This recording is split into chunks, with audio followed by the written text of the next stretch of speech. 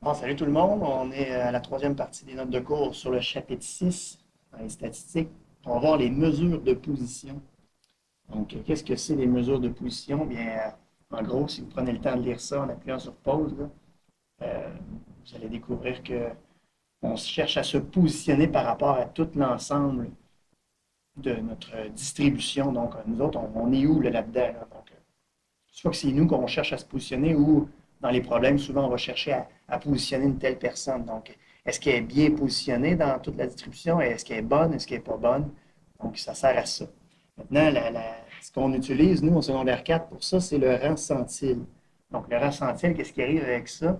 Bien, plus le rang centile est élevé, mieux c'est pour. Ça vient nous indiquer qu'on est en bonne position, on est bien, bien placé. Qu'est-ce qu'il y a derrière le mot rang centile? Ben, il y a 100, donc c'est sur 100. Donc, on peut faire une référence un petit peu au pourcentage. Donc, comme dans l'exemple qu'on a ici, si une personne occupe le 80e rang centile, cela signifie qu'environ 80%, bien environ, hein, des données sont inférieures ou égales à celles-ci.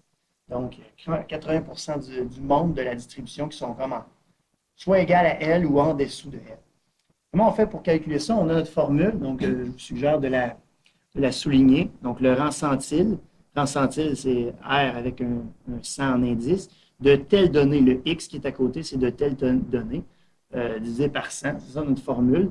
Il va falloir multiplier par 100 pour la mettre de l'autre côté, vous allez voir, est égal au nombre de données inférieures ou égal à ma valeur que je cherche, à X, la valeur que je cherche, divisé par le nombre total de données. On va venir inscrire ça d'une autre façon, vous allez voir, pour essayer de la comprendre un petit peu mieux. Donc, ça, c'est la formule telle qu'elle est là.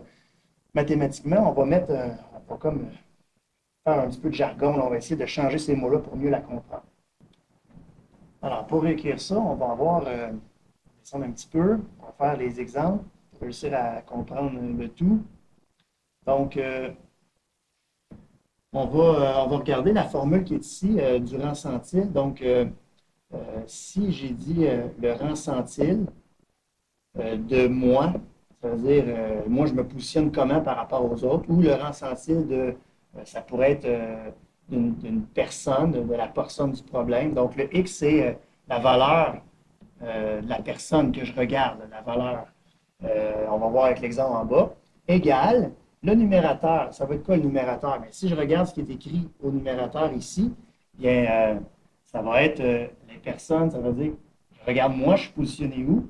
Les personnes plus poches que moi, donc plus poches, les plus poches que moi, puis les égales à moi, et les égales à moi, puis aussi moi, plus moi. Donc, c'est ça le numérateur. Quand on regarde ce qui est écrit ici, le nombre de personnes qui sont inférieures à moi, ça veut dire les plus poches, ou égales à moi, puis moi. C'est ça le numérateur qu'on doit mettre ici. Ça va? En dessous, c'est le nombre total.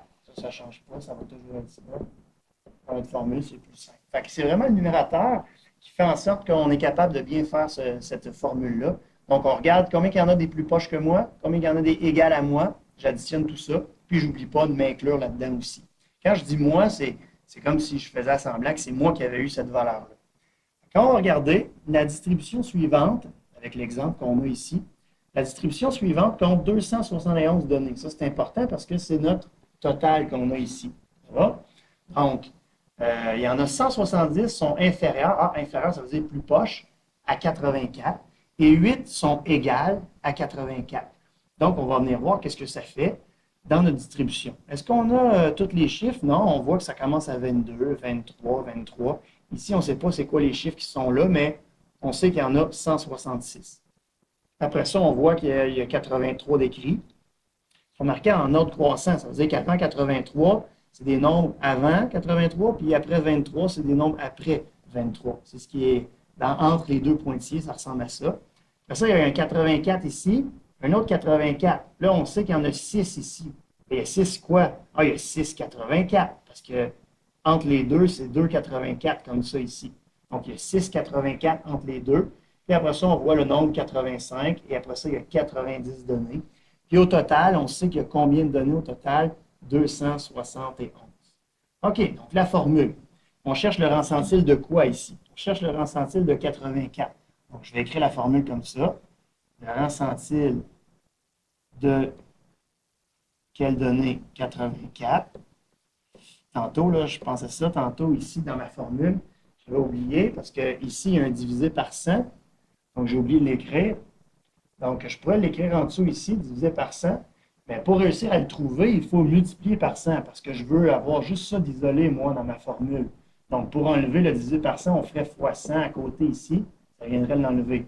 Je vais l'écrire tout de suite, comme si c'était fait. Fait que si j'ai fait fois 100 ici, comme on vient de l'écrire, fois 100, bien, je vais faire fois 100 de l'autre côté. Fait que ma formule, il faut que je fasse fois 100 à tout ce que je viens d'écrire ici. Donc, fois 100 au plus proche. On va l'écrire en bas, ça va être un petit peu plus clair. Alors, je recommence ici. Le rang centile de la donnée 84.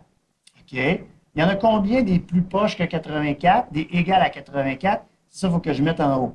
Des plus proches à 84, il y en a combien? Il y en a 166 ici, 167, 168, 169 et 170.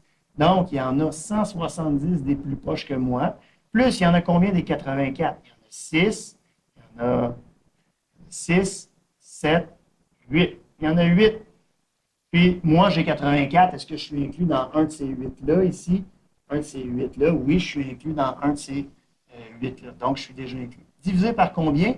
271. Et c'est ici que je viens écrire fois 100. Donc, ma réponse de cette fraction-là, fois 100, ça va me donner le résultat total.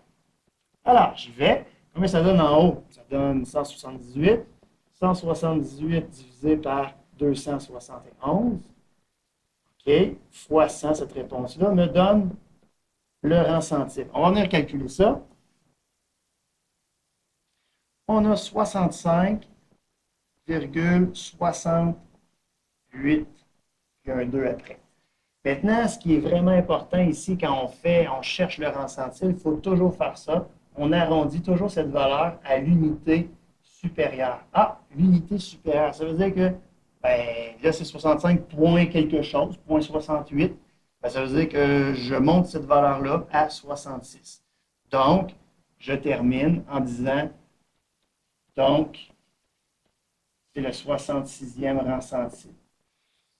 C'est ce qu'on vient d'écrire ici sur la ligne en bas. Le rang centile de 84 est 66. Cela signifie qu'environ 66 des données sont inférieures ou égales à 84.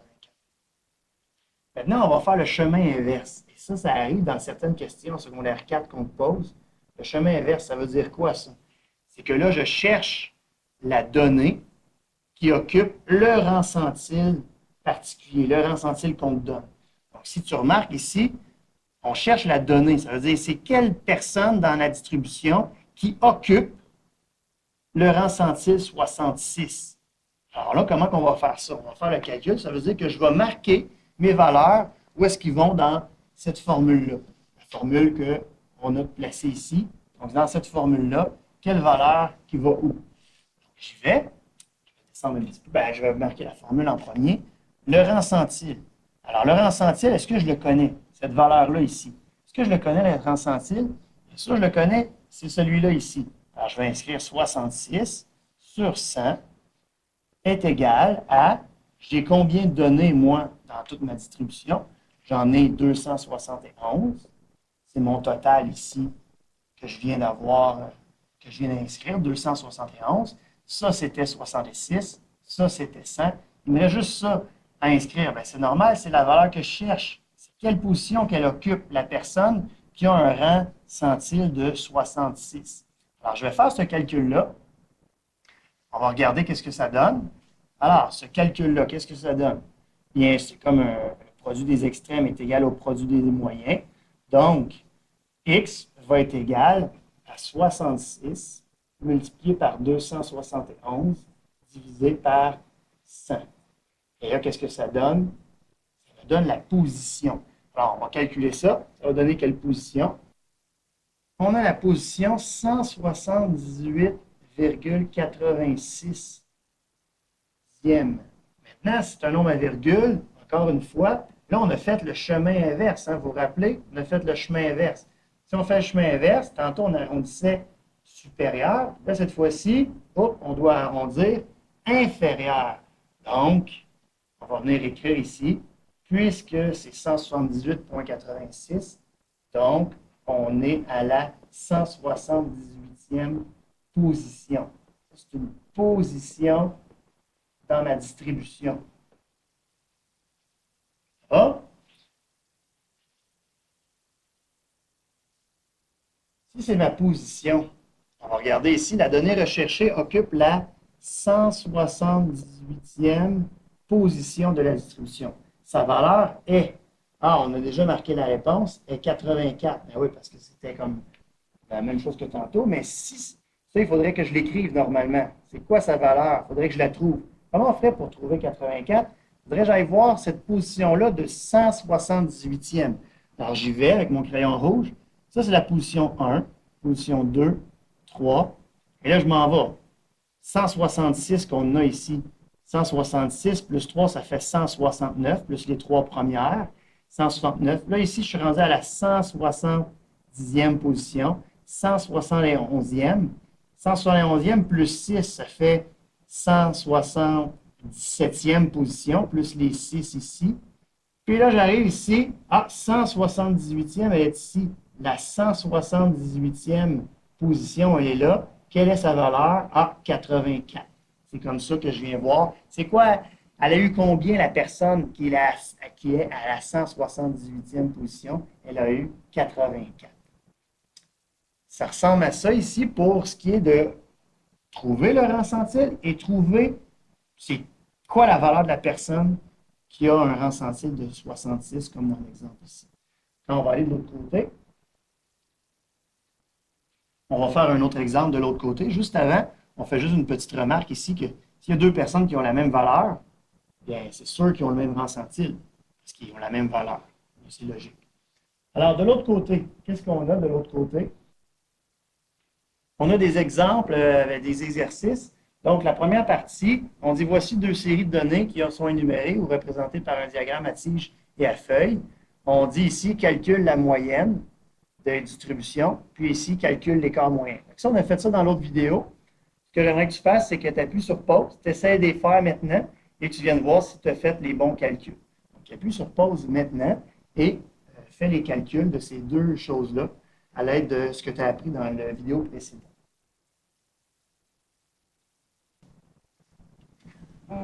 Alors, on a ça juste ici. Alors, qu'est-ce qu'on a ici? On a réussi à faire tout le tableau là, pour trouver l'écart moyen puis la moyenne. Donc, on voit en rouge, j'ai réussi à faire tout ça. Donc, la moyenne est de 47. On est venu faire ici 22, qui est la première valeur ici, 22, moins 47. Moins 47 qui est la moyenne. Ça a fait en valeur absolue, hein, quand on met des lignes comme ça verticales, c'est pour montrer qu'on fait la valeur absolue, donc on garde le positif seulement. Ça fait 25. On est venu additionner tout ça. Toute cette colonne-là ici, on est venu l'additionner. Ça a fait 250. Et là, après ça, le 250, on peut l'utiliser dans l'espérance, l'écart moyen, pour venir trouver un écart moyen de 12,5. Maintenant, en bleu, qu'est-ce qu'on va? On pourrait additionner toutes ces valeurs-là pour trouver le gros total, puis trouver la moyenne. On pourrait faire ça. Mais aussi, on peut regarder la moyenne. On voit l'écart à la moyenne de cette colonne-là. Ici, il y a 1 d'écart à la moyenne. Ça veut dire que s'il y a 1 d'écart à la moyenne, c'est 1 de moins, 109. 109, c'est l'écart à la moyenne. Parce que c'est un chiffre qui est positif, ça veut dire qu'il faut que je l'enlève pour aller trouver l'écart à la moyenne. Ici, c'est un chiffre négatif, ça veut dire qu'il faut que je l'ajoute pour venir trouver 109 aussi. Donc, c'est comme ça que je pouvais le faire en raccourci parce qu'il y avait déjà un bout de chemin de fait pour nous pour venir calculer le 109 comme ça. D'accord? Ça, c'est pour la moyenne. Maintenant, pour l'écart moyen, bien, il faut que je vienne additionner tout ça et qu'on divise par combien? Bien, il y en a combien dans tout ça, des nombres? Il y en a 12 éléments. Donc, je dois venir trouver le total puis diviser par 12 pour calculer l'écart moyen de la distribution de droite. Alors, j'y vais. On va additionner tout ça. Ça vient faire 144 divisé par 12. 144 divisé par 12, ça fait 12. Donc, on est venu trouver nos moyennes et nos écarts moyens.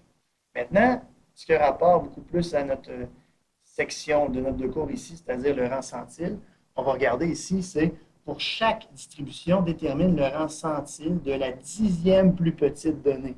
Donc, la dixième plus petite donnée qu'on vient chercher de chaque distribution. Donc, on va venir calculer ça. Comment? On va falloir qu'on regarde la dixième plus petite. Qu'est-ce qui arrive? Elle est où? OK, mais là, on nous le dit, c'est la dixième plus petite. Donc, on va calculer ça de la façon suivante. On va aller voir, premièrement, la dixième est où? La dixième, ça veut dire que faut que je vienne savoir c'est quoi sa valeur. Ça, c'est la première, la deuxième, la troisième, quatrième, cinquième, sixième, septième, huitième, neuvième, dixième. La dixième, elle est ici. Donc, c'est la valeur 45. Alors, je cherche le rang centile